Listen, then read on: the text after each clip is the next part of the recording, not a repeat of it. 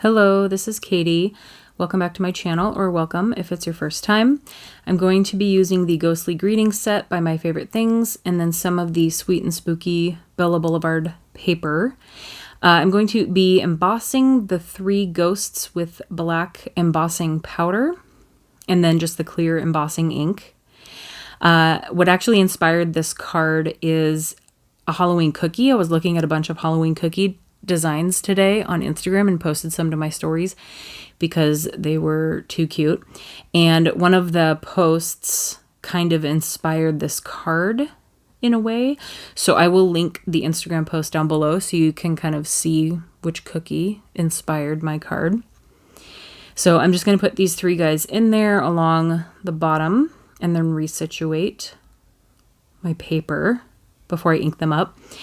My original thought from a suggestion from someone about my black ink bleeding when I color with alcohol markers was to emboss with either black powder or emboss black ink, which I can do with the VersaFine Onyx black ink. That's more for like watercolor only, not alcohol marker friendly. But you could emboss clear embossing powder over that and essentially seal it in, and then I wouldn't have to worry about it bleeding. But then I realized that I'm not coloring in these ghosts, so that kind of went out the window for this card. But I may try that for next time when I'm going to do some coloring and see if that works out. I probably should have stamped this twice, especially since I had it in my Misty already, but I didn't, and I'm just using a paintbrush to brush away the black embossing powder. I think it's just easier to see. I don't often use black. I'm using white and clear a lot of the time.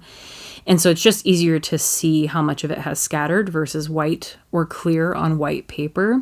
So it just looks or seems like it's being messier to me. But the little ghost with the O mouth, I try filling it in after with pen and then I smear it, but we'll cover it up. So I am going to get my gun ready and then melt these guys.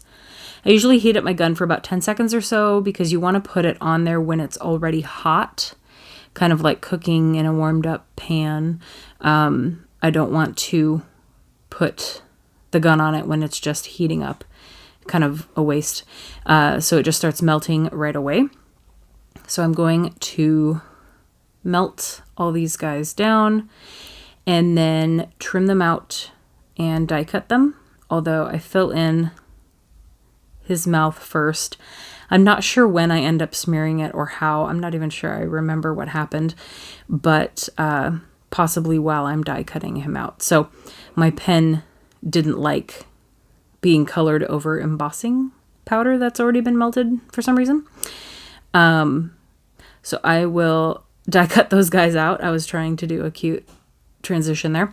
So I smeared his face at some point. So what I'm going to do is just use a white gel pen and cover up his little mouth scars and try not to touch it again and fill in the hole, and then also try not to touch that either. So we have corrected his little face mishap. I'm going to trim down a piece of cardstock, but I am just going to use a die anyway.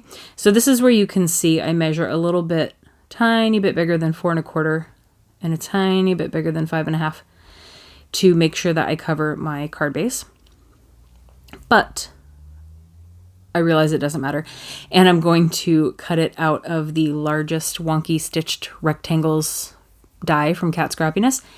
And this one actually isn't 4 1/4 by 5 1/2. I think the My Favorite Things one is closer to a full card base. When I bought these, I thought that it was 4 1/4 by 5 1/2, so it would cover a full card front, but it's just a tiny bit smaller than that. So when you put it on, there's like, you can see how much white is peeking through, but that's fine. So I am going to situate my 3 ghosties up top, and then I'm going to be doing a sentiment below them. I'm trying to decide which one I want to do, but then I do decide that I'm going to stick the ghosts down first.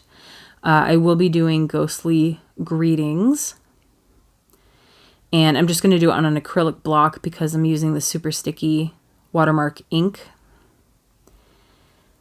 And then sorting out my glue.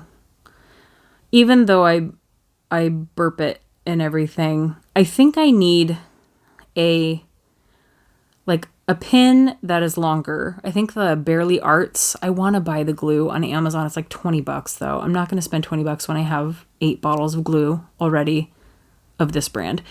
I just need to buy a long pin.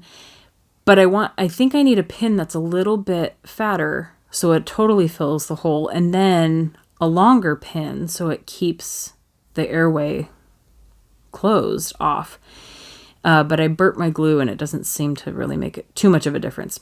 It is not clogged, but it's still not super easy. That's okay. So I also forgot to stick down the purple base, but that's okay because I can eyeball, and you can see where I put my adhesive lines just inset a little bit because it's not going straight to the edge of the card base, so that's fine. I was able to do that after the fact. And then we want to prep the area where we're going to put the sentiment with our embossing buddy and brush away some of that powder.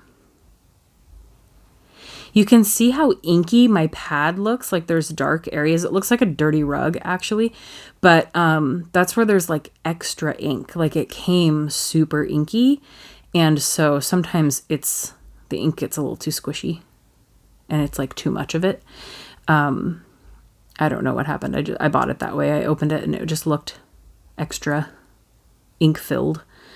But that's fine. I just try and use it lightly instead of not pushing as hard. We don't want to melt any embossing powder to our contact paper, so we brush that away. And then since I had just used the gun, it was pretty warm, so I just heated it up quickly. And then I always want to show you the melting. I can never tell. And also, I recommend doing this before you stick your panel to your card, because then your card will get all wonky and wobbly. But that's okay. It'll flatten out over time, or I can put it between a book. Anyway, I hope you enjoyed. Go check out the cookie link below, and I will see you guys tomorrow. Bye.